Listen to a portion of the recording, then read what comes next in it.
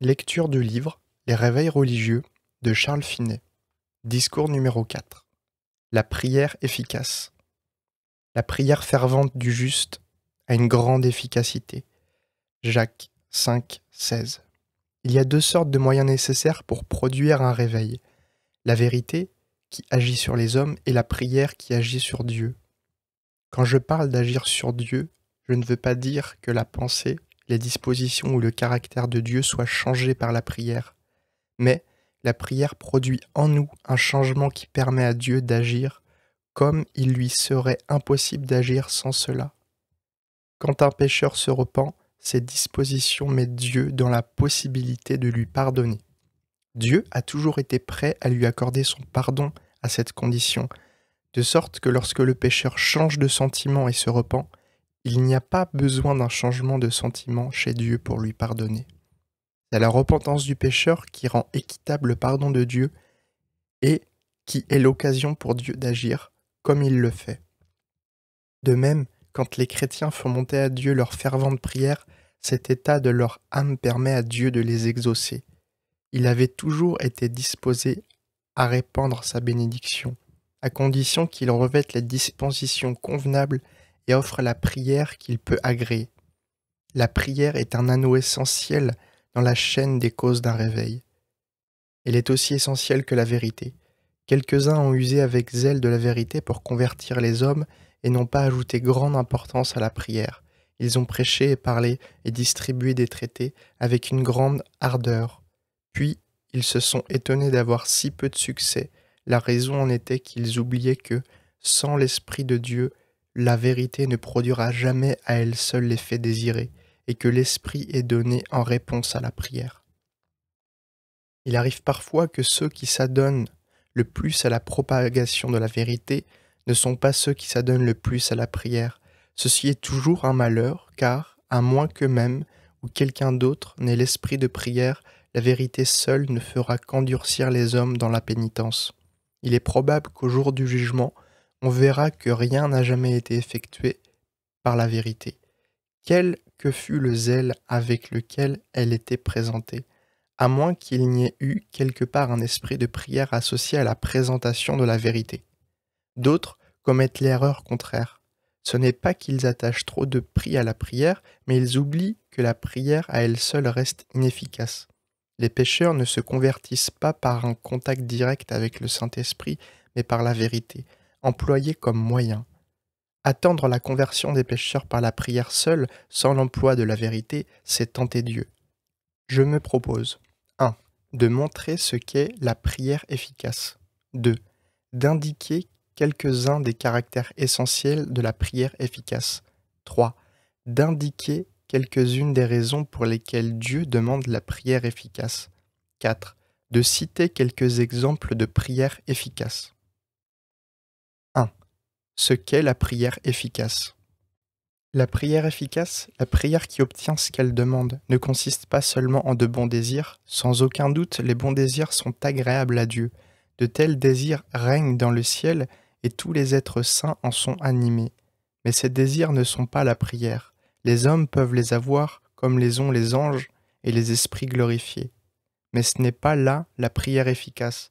La prière qui prévaut, dont il est parlé dans notre texte, la prière qui prévaut est quelque chose de plus que cela.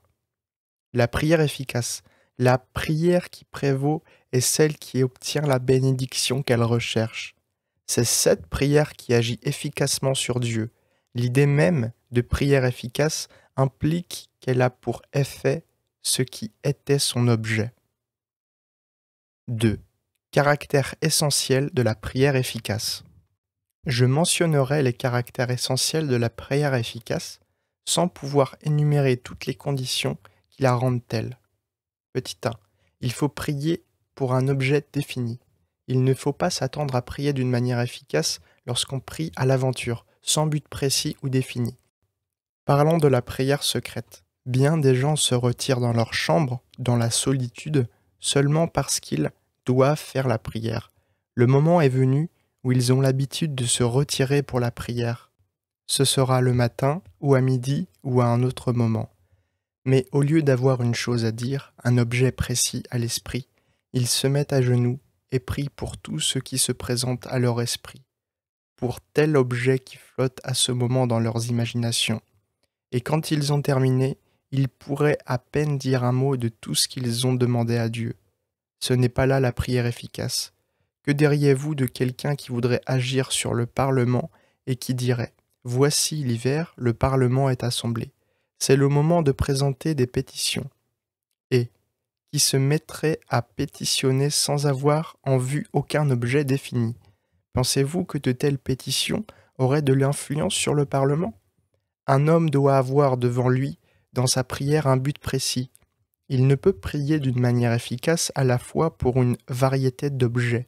L'esprit de l'homme est ainsi constitué qu'il ne peut pas fixer ses désirs avec intensité sur plusieurs choses en même temps. Tous les exemples de prière efficace que nous présente la Bible ont ce caractère, et partout où vous verrez qu'une bénédiction a été obtenue, vous verrez aussi que la prière avait été offerte en vue de l'objet défini. Petit 2. La prière, pour être efficace, doit être en accord avec la volonté révélée de Dieu. Prier pour des choses contraires à la volonté de Dieu, c'est tenter Dieu.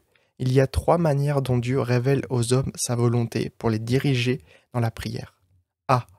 Par des promesses formelles ou des prophéties de la Bible indiquant qu'il fera ou donnera telle ou telle chose. Promesses concernant des choses spéciales ou promesses générales que nous pouvons appliquer à des choses spéciales. Par exemple, il y a cette promesse générale. Quoi que ce soit que vous demandiez en priant, croyez que vous le recevez, et vous l'aurez. Marc 11, 24. B.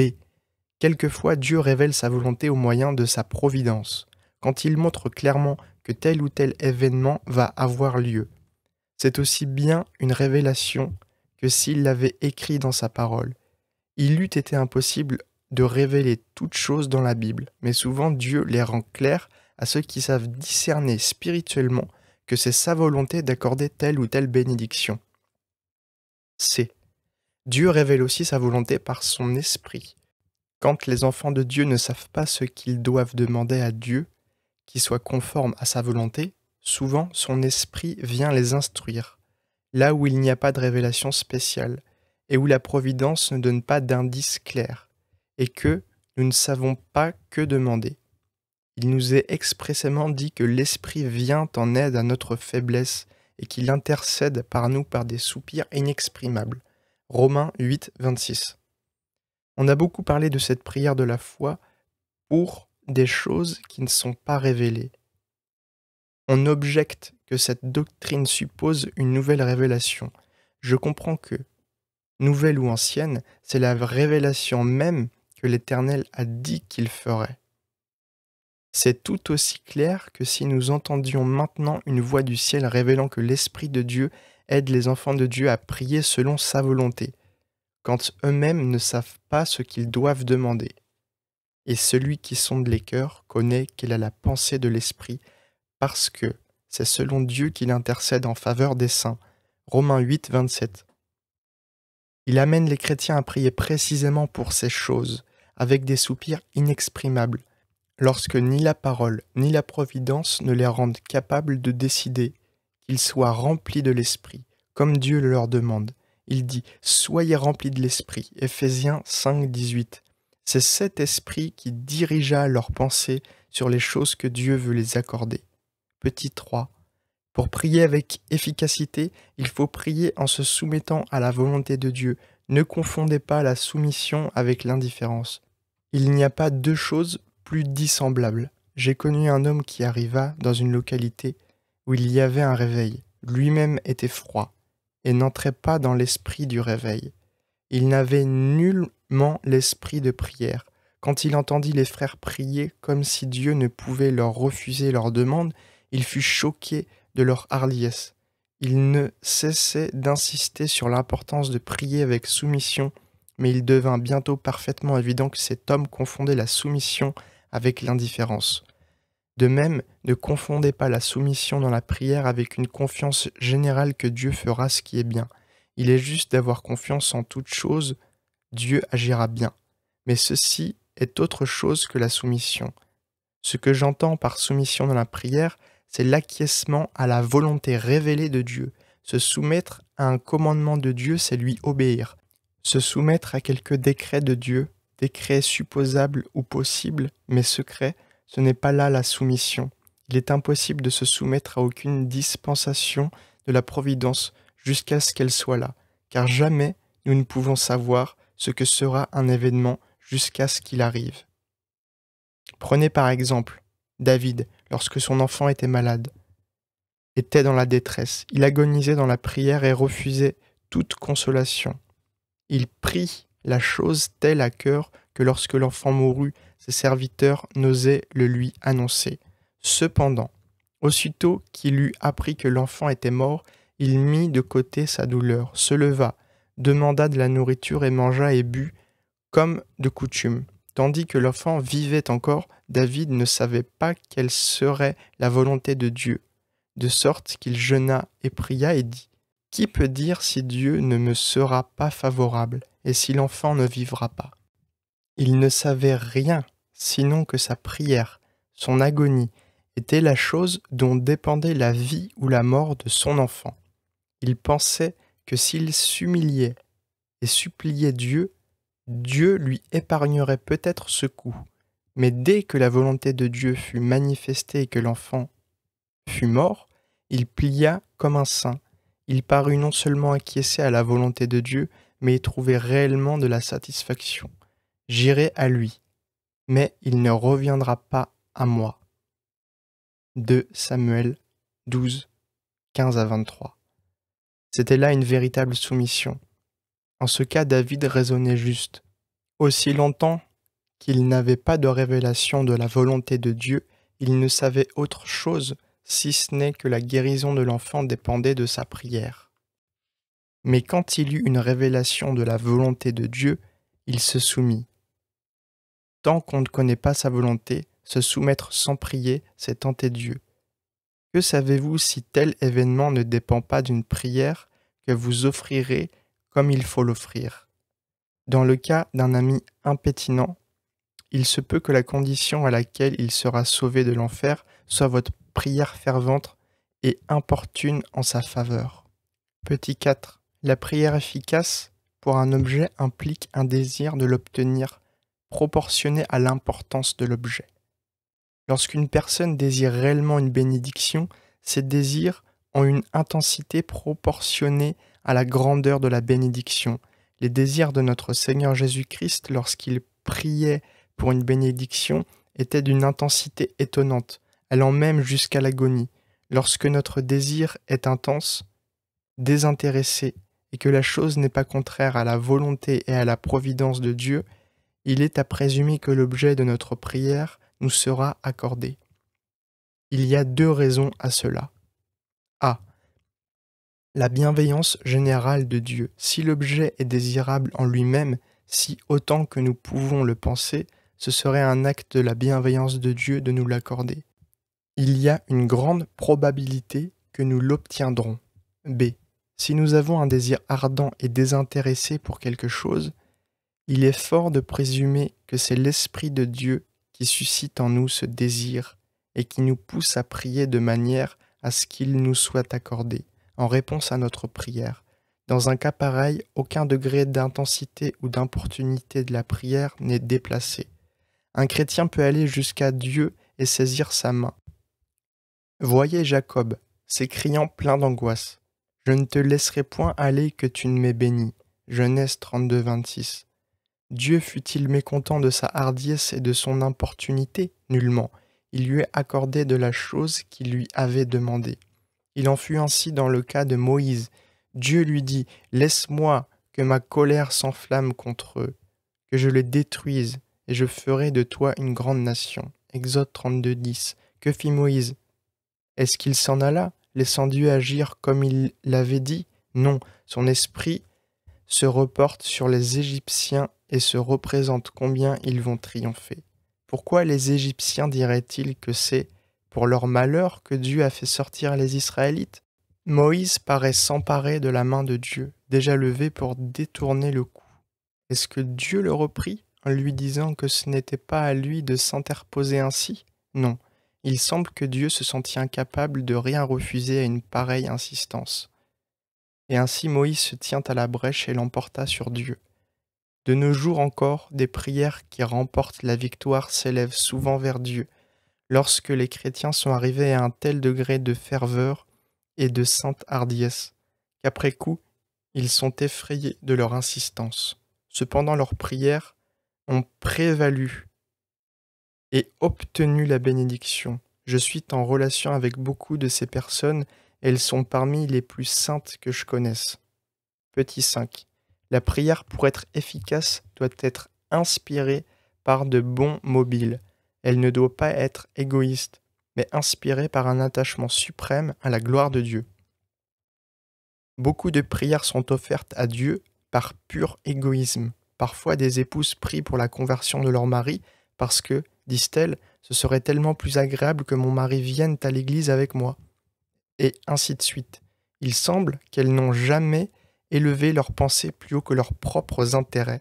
Elles ne voient pas combien leur mari déshonore Dieu par leurs péchés et combien Dieu serait glorifié par leur conversion. Il est souvent de même avec des parents. Ils ne peuvent souffrir la pensée que leurs enfants soient perdus. En effet, ils prient instamment pour eux. Cependant, si vous parlez avec eux à ce sujet, vous les trouverez des plus susceptibles. Ils vous diront quels braves enfants ce sont déjà, combien ils respectent la religion, et qu'il s'en faut de bien peu qu'ils ne soient déjà chrétiens. Et ces parents parlent ainsi comme s'ils avaient peur qu'on offense leurs enfants en leur disant la vérité. Ils ne pensent pas à quel point ces aimables et charmants enfants déshonorent Dieu par leurs péchés. Et ils ne pensent qu'à l'affreux malheur de les voir aller en enfer, à moins que leurs pensées ne s'élèvent plus haut. Leurs prières ne seront jamais efficaces auprès d'un Dieu saint. Le penchant à prier pour des motifs égoïstes est si fort qu'il est bien à craindre qu'une multitude de prières faites par des parents ne s'élèvent jamais au-dessus des soupirs d'une tendresse paternelle ou maternelle. C'est pourquoi tant de prières ne sont pas exaucées. Et tant de parents pieux qui prient ont des enfants irreligieux. Une grande partie des prières qu'on présente à Dieu en faveur des païens paraissent n'être inspirées par aucun principe plus élevé que celui de la sympathie.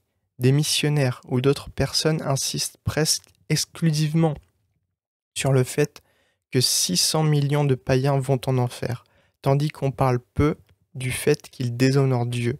C'est un grand mal, et tant que les mobiles des chrétiens ne seront pas plus élevés quand ils prient ou travaillent en faveur des païens, leurs prières et leurs efforts auront bien peu d'effet. Petit 6.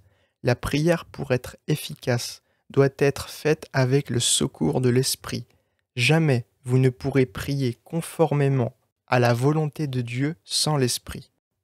Les chrétiens pourraient bien offrir la prière efficace s'ils y étaient disposés partout où la volonté de Dieu leur est révélée dans sa parole, ou leur est indiquée par sa providence. Ils sont capables de le faire, tout autant qu'ils sont capables d'être saints, mais en réalité, leurs dispositions sont si mauvaises que jamais ils n'offriront la prière efficace sans avoir été influencés par l'Esprit de Dieu. Il n'y a de prière efficace qu'avec la foi que produit en nous l'opération puissante de l'Esprit Saint. Petit 7. La prière doit être persévérante. Généralement, les chrétiens déchus et qui ont perdu l'esprit de prière sont incapables de recouvrer immédiatement l'aptitude de persévérer dans la prière. Leur esprit n'est pas dans un état normal et ils ne peuvent pas stabiliser leurs pensées pour pouvoir tenir bon jusqu'à ce qu'ils obtiennent la bénédiction. Si leur état d'esprit leur permettait de persévérer jusqu'à ce que la réponse vienne, ils pourraient présenter la prière efficace du premier coup. Aussi, bien qu'après avoir prié maintes et maintes fois pour le même sujet, mais ils sont obligés de prier à réitérer fois parce que leurs pensées ont tellement tendance à errer ici et là, et se détournent si facilement de leur objet. La plupart des chrétiens n'arrivent à la prière efficace que par un long processus. Leur esprit se remplit graduellement d'anxiété à l'égard d'un objet, de sorte qu'ils vont même à leurs affaires en soupirant pour que Dieu exauce leurs désirs. Comme une mère dont l'enfant est malade va et vient dans la maison en soupirant, comme si son cœur allait se briser. Si cette mère sait prier, ses soupirs s'élèvent à Dieu tout au long du jour. Qu'elle sorte de la chambre où est son enfant, son esprit y reste. Et dans son sommeil même, ses pensées se portent vers lui. Et dans ses rêves, elle se le représente, peut-être comme mourant. Tout son esprit est absorbé par cet enfant malade. C'est là l'état d'esprit dans lequel les chrétiens offrent la prière efficace. Pour quelle raison Jacob a-t-il lutté toute une nuit en prière avec Dieu? Il savait qu'il avait causé une grave préjudice à son frère Ésaü, en lui enlevant son droit d'ânesse, longtemps auparavant. Maintenant, il apprend que ce frère qu'il a laissé vient à sa rencontre, avec une armée certainement trop puissante pour qu'il puisse se mesurer à elle. Il a toutes les raisons de croire que son frère s'avance avec des desseins de vengeance. Jacob a dès lors deux motifs de détresse. Le premier, c'est qu'il avait fait un pareil tort à son frère et qu'il ne lui avait jamais fait réparation. Le second, c'est qu'Ésaü arrivait avec de fortes suffisances pour l'écraser. Alors que fait-il? Il arrange premièrement de tout de manière à apaiser son frère et à aller de l'avant de lui. Il envoie d'abord un présent, puis ses biens, puis sa famille, en plaçant le plus en arrière ceux qui aimaient le plus. Arrivé à ce moment, son esprit est travaillé par des sentiments tels qu'il ne peut plus se contenir. Il passe à nouveau seul le torrent, et il répand toute son âme en une prière d'angoisse pendant toute la nuit. Au point du jour, l'ange de l'Alliance lui dit « Laisse-moi aller ». Tout l'être de Jacob est en quelque sorte jeté dans la consternation à la pensée de cesser ainsi la lutte, et il s'écrie « Je ne te laisserai point aller que tu ne m'aies béni ». Son âme arrive à une véritable agonie, et il obtient la bénédiction. Mais il porta, pour le reste de sa vie, les marques de cette lutte, comme pour montrer que même son corps avait été affecté par le combat de son âme. C'est là la prière efficace. Ne vous trompez pas vous-même en pensant que vous faites des prières efficaces, à moins que vous n'ayez ce désir intense d'obtenir la bénédiction. Selon ma pensée, il n'en est rien. La prière n'est efficace que si elle est offerte dans une ardente agonie. L'apôtre Paul en parle comme d'un travail d'enfantement. Jésus, quand il priait dans le jardin, était dans une telle agonie qu'il sua des gouttes de sang tombant à terre. Luc 22, 44. Je n'ai jamais connu personne qui sua du sang, mais j'en ai connu qui priaient jusqu'à être couvertes de sueur dans les plus grands froids d'hiver, et d'autres qui priaient des heures entières jusqu'à ce que leurs forces soient complètement épuisées par l'angoisse de leur âme. De telles prières sont efficaces auprès de Dieu. Cette agonie dans la prière était fort répandue dans les réveils qui eurent lieu du temps du président Edwards. En ce temps-là, c'était une grande pierre d'achoppement pour les ennemis de ces réveils de voir des personnes prier jusqu'à ce que leur corps fût presque accablé par la puissance de leurs sentiments. Voici un passage du célèbre président Edwards, tiré de ses pensées sur le réveil, pour vous montrer que ceci n'est pas une chose nouvelle dans l'Église, mais qu'elle a toujours eu lieu partout où il y a des réveils puissants. Nous ne pouvons pas dire que Dieu ne donnera jamais à quelqu'un une vision de lui-même telle, que le corps n'en est profondément éprouvé, ou la vie même mise en danger. Des théologiens très savants et judicieux supposent que Moïse et quelques autres saints moururent d'une manière semblable. Si Dieu accroît considérablement chez l'un des siens les révélations de lui-même et l'amour pour lui, l'avantage en est intimement plus grand que le malheur qui en résulterait si la personne ainsi favorisée devait tôt après perdre la vie. Il est un genre particulier d'activité et de préoccupation de l'esprit dont beaucoup ont été puissamment saisis, et qui a été un achoppement spécial pour quelques personnes. C'est cette préoccupation et cette détresse profonde pour les âmes des autres. Il est triste d'avoir à répondre à une chose pareille. Il est admis que des hommes animés seulement d'un esprit d'humanité éprouvent une émotion profonde s'ils voient leurs semblables périr dans l'eau ou dans une maison en flammes. S'il en est ainsi, il doit être admis comme raisonnable, que si ces personnes les voient courir à un danger 10 fois plus grand, ils soient encore plus saisis. Alors pourquoi donc jugerait-on déraisonnable et sujet à caution, comme pouvant provenir d'une cause mauvaise, que des personnes soient préoccupées à l'extrême lorsqu'elles en voient d'autres en grand danger de souffrir durant l'éternité la colère du Dieu Tout-Puissant. De plus, il devrait indubitablement être admis que des chrétiens possédant à un haut degré d'esprit de Dieu, c'est-à-dire un esprit d'amour, manifestent infiniment plus d'amour et de compassion pour leurs semblables que les personnes animées seulement des sentiments humanitaires. Pourquoi trouver étrange que des chrétiens remplis de l'esprit de Christ soient, en proportion de leur amour pour les âmes, comme Christ qui avait pour elles un amour si grand qu'il consentit à boire à leur place jusqu'à la lie, la coupe de la fureur de Dieu, tandis qu'ils offraient son sang pour les âmes. Il offrit aussi, comme étant leur souverain sacrificateur, de grands cris et de larmes dans une extrême agonie, où son âme fut, pour ainsi dire, dans les douleurs d'enfantement pour les âmes des élus. C'est pourquoi il est dit, qu'en les sauvant, il verra le travail de son âme. Ésaïe 53, 11. De même que l'esprit d'amour et d'intérêt pour les âmes a été l'esprit de Christ, de même cet esprit est aussi celui de l'Église. Dès lors l'Église, en désirant et en recherchant la venue de Christ ici-bas dans les âmes des hommes, est représentée comme une femme criant dans les douleurs de l'enfantement.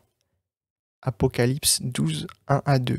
L'esprit de ceux qui ont été en détresse pour les âmes, autant que je puis en juger, ne semble pas différent de celui de l'apôtre qui était en travail d'enfantement pour les âmes et qui était prêt à être séparé de Christ pour ses frères selon la chair.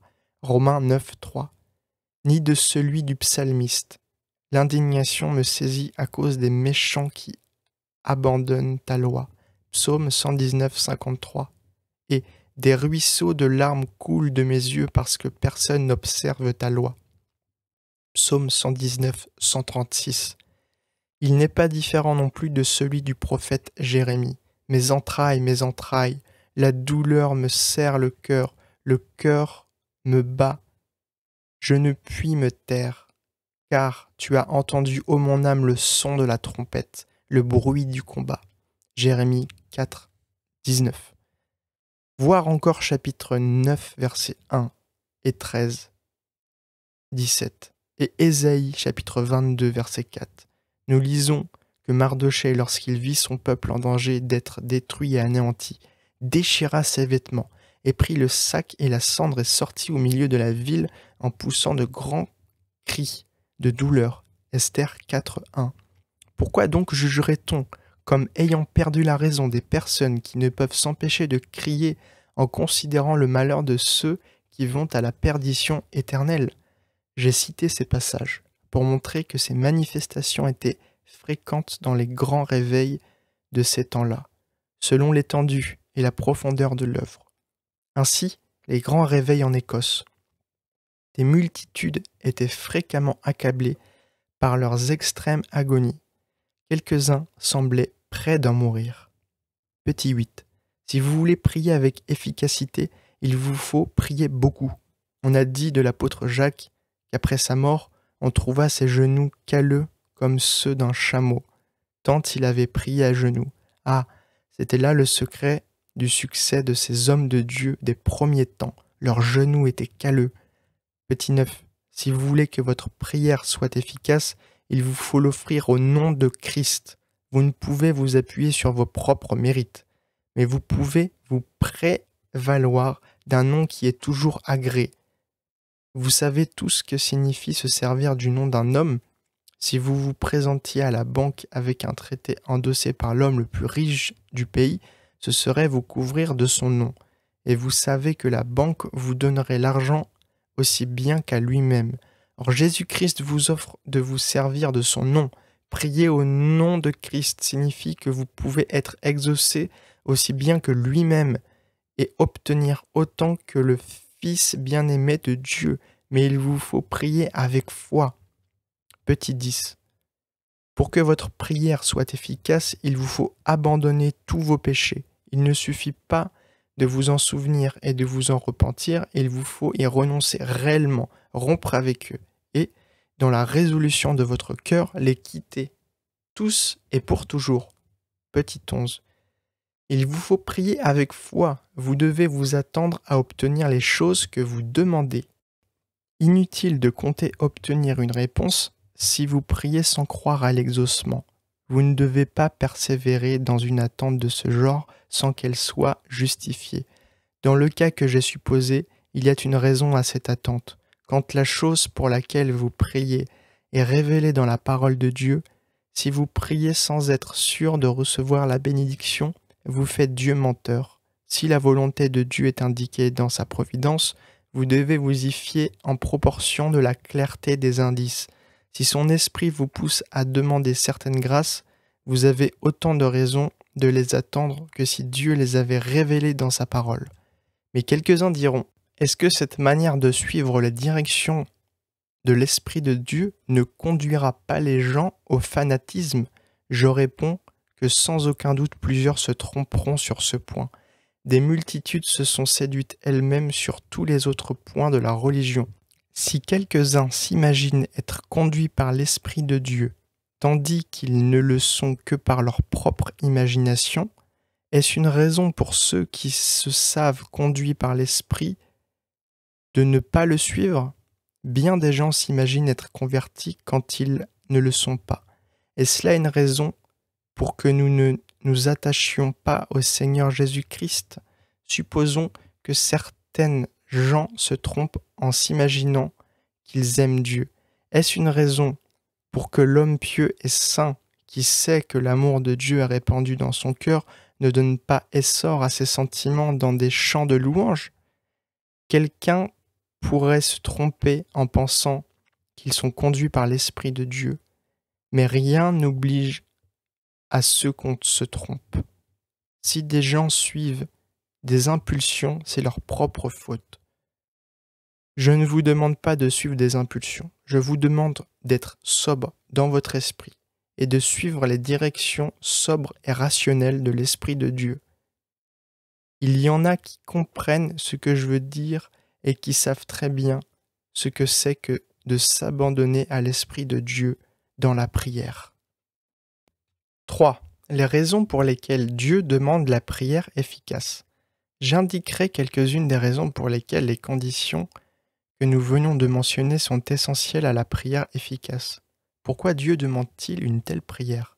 Des désirs si ardents, une telle agonie dans les supplications. Petit 1. Ces désirs si ardents sont un puissant exemple de l'intensité des sentiments de Dieu. Ils sont comme les vrais sentiments de Dieu pour les pécheurs endurcis. Quand j'ai vu, et je l'ai vu plus d'une fois, la puissance étonnante d'amour pour les âmes qui peut animer un cœur chrétien, j'étais impressionné par l'amour si merveilleux de Dieu pour les pécheurs et du désir qu'il a de leur salut. Une certaine femme, dans un réveil, a fait sur moi la plus grande impression. Elle éprouvait une compassion si inexprimable pour les âmes, qu'elle en était véritablement allaitante. Quelle ne doit pas être l'intensité du désir de Dieu à cet égard, puisque son esprit produit chez les chrétiens de telles agonies de l'âme, un tel travail. C'est Dieu qui a choisi l'expression la plus adéquate. Un travail d'enfantement. J'ai vu un homme d'une intelligence remarquable et d'une force musculaire sans égale dans tout le voisinage, tomber par terre complètement terrassé par son désir inexprimable du salut des pécheurs. Je sais que des choses de ce genre en scandalisent plusieurs.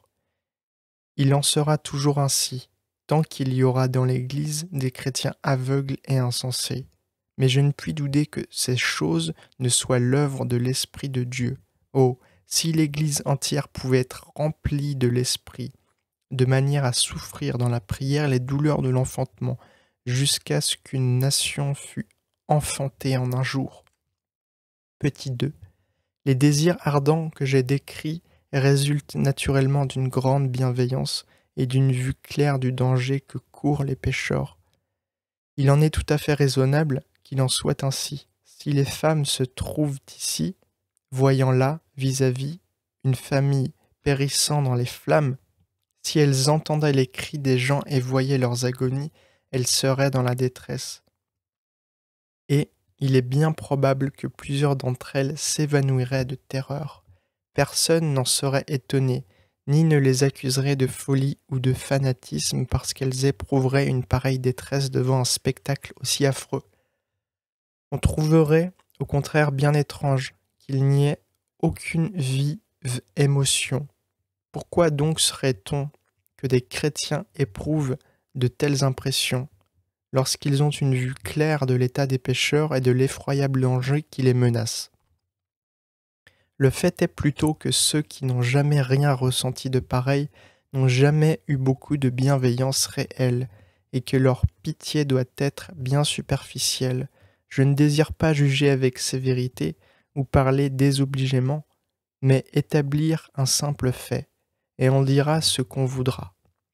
Je sais qu'une pareille piété est superficielle. Je ne parle pas dans un esprit de jugement, je dis la pure vérité. On s'étonne parfois de voir des sentiments chez des chrétiens. Pourquoi? C'est tout simplement le résultat naturel, logique et nécessaire d'une profonde piété envers Dieu et d'une grande bienveillance envers les pécheurs impénitents, à la vue du danger immense qu'ils courent. Petit 3. Quand l'âme d'un chrétien est sous un tel poids, elle doit être soulagée. Dieu roule ce poids sur l'âme de son enfant afin de l'attirer plus près de lui. Souvent les chrétiens sont si incrédules qu'ils reculent devant l'acte de foi nécessaire, jusqu'à ce que Dieu leur fasse sentir le poids dont je parle, avec une telle force qu'ils ne peuvent plus supporter et sont obligés de s'approcher de lui pour obtenir un soulagement. C'est comme pour beaucoup de pécheurs convaincus de péché. Dieu est disposé à les recevoir à l'instant, s'ils viennent à lui de tout de suite avec foi, en Jésus-Christ. Mais le pécheur ne veut pas. Il se traîne, résiste, gémit sous le poids de ses péchés, et ne veut pas se jeter dans les bras de Dieu, jusqu'à ce que le fardeau de sa culpabilité devienne si grand, qu'il ne peut y tenir plus longtemps. Réduit alors en quelque sorte au désespoir et sentant qu'il est sur le point de tomber en enfer, il plonge à fond et se jette dans les bras de la miséricorde divine. Sa seule espérance, c'était son devoir de venir plus tôt. Dieu ne prenait aucun plaisir à cette détresse en elle-même.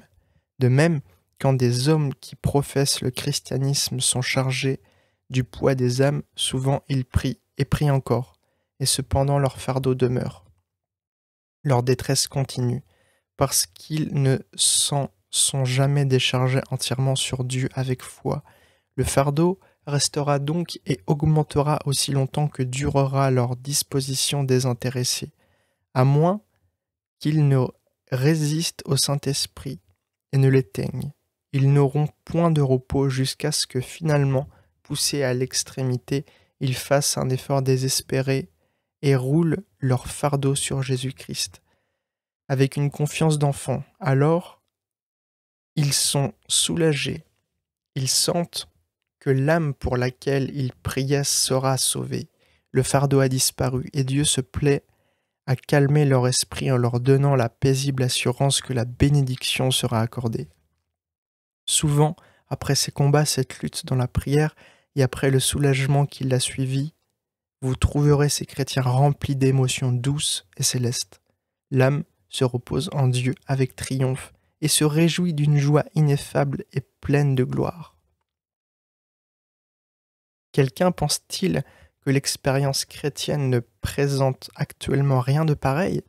Si j'en avais le temps, je pourrais vous signaler dans les écrits du président Edwards et dans ceux d'autres auteurs très estimés des faits et des transcriptions tout à fait semblables à ce que je viens de dire.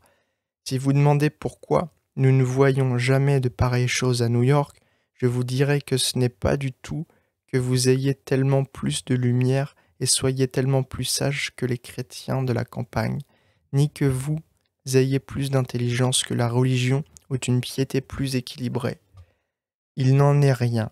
Au lieu de vous enorgueillir, et de ce que vous êtes libéré de pareilles extravagances, vous devriez vous cacher le visage à la pensée que les chrétiens de New York sont si mondains, si empesés, si fiers et si esclaves du bon ton, qu'ils sont incapables de descendre à la spiritualité dont je parle.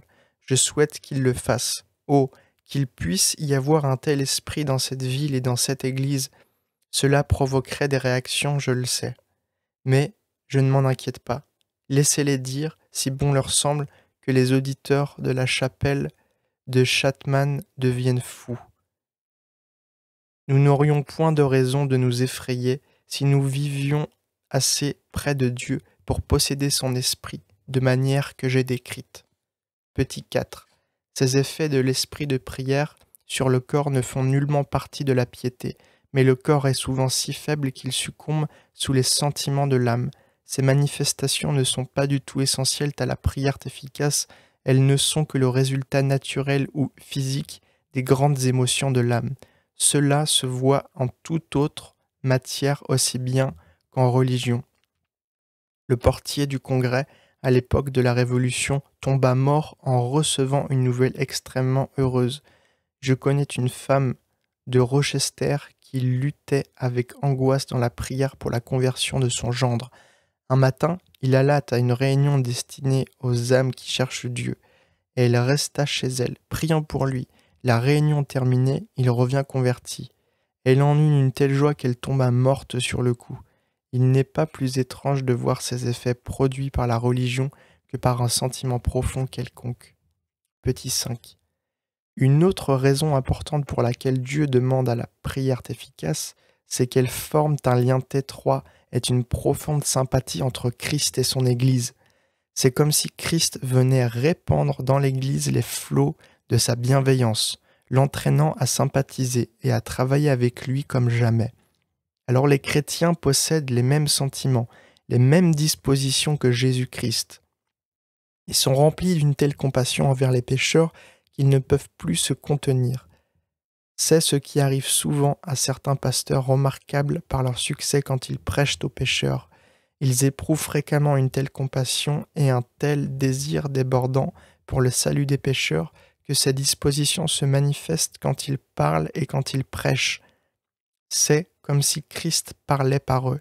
Les paroles tombent de leurs lèvres pleines de fraîcheur et de chaleur, comme si elles sortaient du cœur de Christ.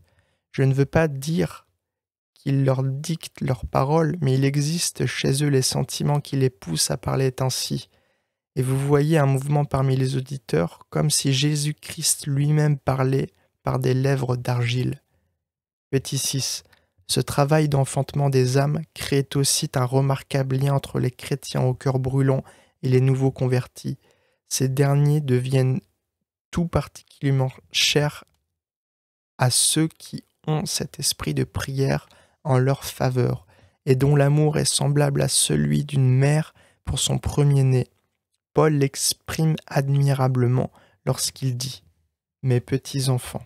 Son cœur était rempli pour eux de tendresse et de chaleur. « Mes petits enfants, dit-il, pour lesquels j'éprouve de nouveau les douleurs de l'enfantement. » Il avait reculé, et il éprouve toutes les angoisses d'un père pour un enfant qui s'égare. Je suis de nouveau dans les douleurs de l'enfantement jusqu'à ce que Christ soit formé en vous. Galates 4, 19. Christ, l'espérance de la gloire. Colossiens 1, 27. J'ai souvent remarqué au cours d'un réveil à quel point ceux qui avaient l'esprit de prière aimaient les nouveaux convertis. Je sais que ceci n'est guère que de l'algèbre pour ceux qui n'ont jamais rien éprouvé de pareil, mais celui qui en a fait l'expérience, vous pouvez compter que cette âme, une fois convertie, lui est aussi chère qu'un enfant l'est à sa mère. Il a été en agonie pour elle, il l'a reçue en réponse à ses prières, et il peut la présenter au Seigneur Jésus-Christ en disant « Me voici, moi et les enfants que l'Éternel m'a donnés ». Ésaïe 8, 18. Hébreux 2, 13. Petit 7.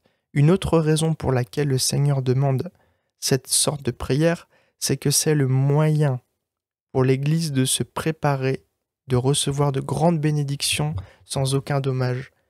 Lorsque l'Église est ainsi prosternée dans la poussière devant Dieu et dans la profonde agonie de la prière, la bénédiction lui est bienfaisante, tandis que si elle avait reçu sans se trouver dans ce profond abaissement, la bénédiction l'aurait enflée d'orgueil. Mais ainsi, de nouvelles grâces ne font qu'accroître la sainteté, l'amour, l'humilité. 4. Exemple de prière efficace. Élie le prophète menait deuil sur la descendance d'Israël lorsqu'il vit qu'il n'y avait plus d'autre moyen d'empêcher le peuple de retourner sans cesse à l'idolâtrie. Il pria pour que les jugements de Dieu viennent sur la nation coupable. Il pria pour qu'il n'y eût point de pluie. Et Dieu ferma les cieux pendant 3 ans et 6 mois, jusqu'à ce que le peuple fût à bout de force. Puis, lorsqu'il vit que le moment était venu que Dieu retire sa verge, que fit-il?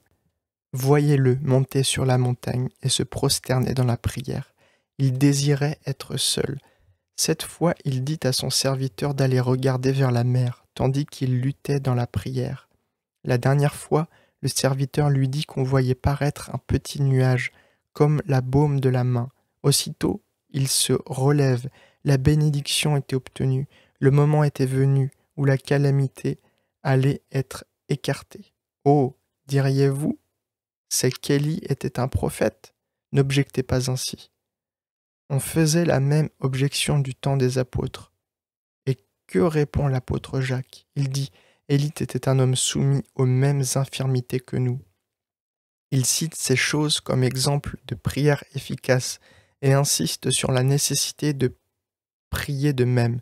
1 Roi 17, 1, chapitre 18, versets 41 à 45. Jacques 5, 17. John Knox était renommé pour sa puissance dans la prière. La reine Marie d'Angleterre avait coutume de dire qu'elle craignait ses prières plus que toutes les armées d'Europe. Les faits ont prouvé qu'elles avaient raison de les craindre.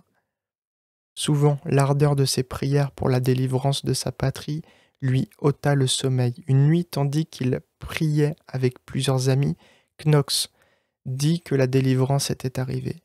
Il savait pas que ce qui était arrivé, mais il sentait qu'il s'était passé quelque chose, que Dieu avait entendu leur prière.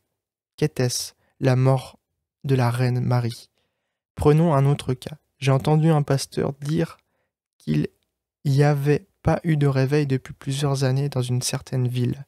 L'église était presque éteinte.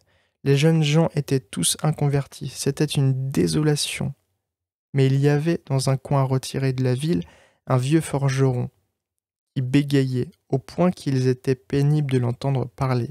Un vendredi, qu'ils étaient seuls à l'ouvrage dans sa forge, il se sentit ému à l'état de l'Église et d'un si grand nombre de pécheurs impénitents. Son angoisse devint si grande, il se décida à quitter son ouvrage, à fermer sa boutique et à passer l'après-midi en prière. Il remporta la victoire et le dimanche alla chez le pasteur et le pria de convoquer une réunion. Après quelques hésitations, le pasteur y consentit, mais avec la crainte que peu de personnes y viennent. Il annonça la réunion pour le même soir dans une grande maison privée. Quand le soir fut venu, il y eut plus d'assistants que la maison n'en pouvait contenir. Tous furent pendant quelque temps dans le silence, jusqu'à ce qu'enfin un pécheur éclata en sanglots et dit « Si quelqu'un peut prier, qu'il prie pour moi ». Un autre suivit, puis un autre, puis encore un autre. Finalement, des personnes de tous les quartiers de la ville se trouvèrent sous une profonde conviction de péché. Chose remarquable, c'est que tous faisaient dater leur conviction de péché de l'après-midi où le vieillard avait prié dans sa boutique. Il s'ensuivit un puissant réveil. Ainsi, ce pauvre vieillard bègue lutta avec Dieu. Comme Jacob remporta la victoire, je pourrais citer une multitude de cas semblables. Remarque. 1. Beaucoup de prières restent vaines, et beaucoup de chrétiens ne remportent jamais la victoire dans la prière, parce que, après avoir éprouvé le désir d'obtenir des bénédictions spéciales, ils ne persévèrent pas jusqu'au bout. Il se peut qu'ils aient des désirs bien intentionnés et purs suscités en eux par l'Esprit de Dieu, mais ils devraient persévérer dans la prière, car s'ils détournent leurs intentions et la portent sur d'autres objets, ils éteignent l'esprit. Quand donc vous sentez ces saints désirs s'élever dans votre âme, n'éteignez pas l'esprit, ne vous laissez pas distraire par d'autres objets, suivez les directions de l'esprit jusqu'à ce que vous ayez fait cette prière fervente qui est d'une grande efficacité. Jacques 5, 16. Sans l'esprit de prière, les pasteurs ne feront que peu de bien. Un pasteur ne peut s'attendre à beaucoup de succès, à moins qu'il ne prie dans ce but. Quelquefois, d'autres personnes peuvent avoir l'esprit de prière et obtenir une bénédiction sur le travail du pasteur. Mais en général, ce sont les prédicateurs ayant eux-mêmes le plus abondamment l'esprit de prière qui en ont aussi le plus de succès. 3. Ce ne sont pas seulement les pasteurs qui doivent avoir l'esprit de prière, mais il est nécessaire que l'Église aussi s'accorde à présenter cette prière fervente qui est efficace auprès de Dieu. Encore en ceci, je me laisserai chercher par la maison d'Israël pour le faire pour eux. Ézéchiel 36, 37. Maintenant, je n'ai plus qu'à vous demander, au sujet de ce que je vous ai dit. Voulez-vous le faire ? Avez-vous fait ce que je vous ai dit dans mon dernier discours ? Avez-vous passé en revue vos péchés ? Les avez-vous confessés ? Les avez-vous tous abandonnés ? Pouvez-vous prier maintenant ? Voulez-vous vous unir pour adresser à Dieu la prière efficace, afin que l'Esprit de Dieu puisse être répandu ainsi ?